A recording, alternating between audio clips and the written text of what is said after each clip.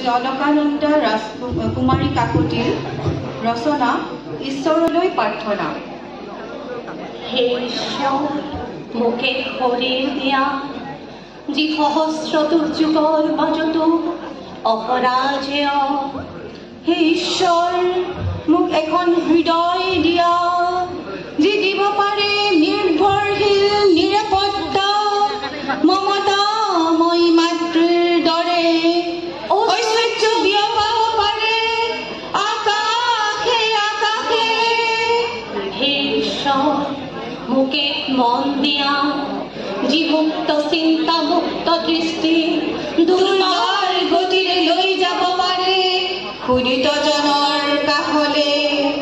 হে ঈশ্বৰ, জীৱনৰ গধূলি বেলা চন্দ্ৰহীন পাষাণ হৃদয়তো জাগে সংশয়, যি চলনাৰ ছন্দে ছন্দে নাচি উন্মাদ কৰে সৃষ্টি, যি চলনাৰ ছন্দে ছন্দে নাচি উন্মাদ কৰে সৃষ্টি, উন্মাদ উন্মাদ উন্মাদ কৰে সৃষ্টি।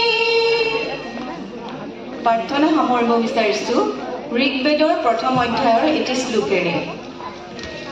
মধুময় মধুক বতাহ, মধুময় নদীৰ প্ৰবাহ, মধুৰ শ্যামল বনস্পতি, মধু পোষা দিনে ৰাতি, মধু পৃথিৱীৰ ধূলিকণা, মধু পিতৃ মাতৃ গুৰুজন, মধুময় সকলো টিহু, মধুময় বনস্পতি, মধুময় ৰবিৰ জ্যোতি, দিশে দিশে মধুৰ বৰ্ষণ, মধু সকলোৰে মন, দিশে দিশে মধুৰ বৰ্ষণ, মধু সকলোৰে মন, মধু সকলোৰে মন, মধু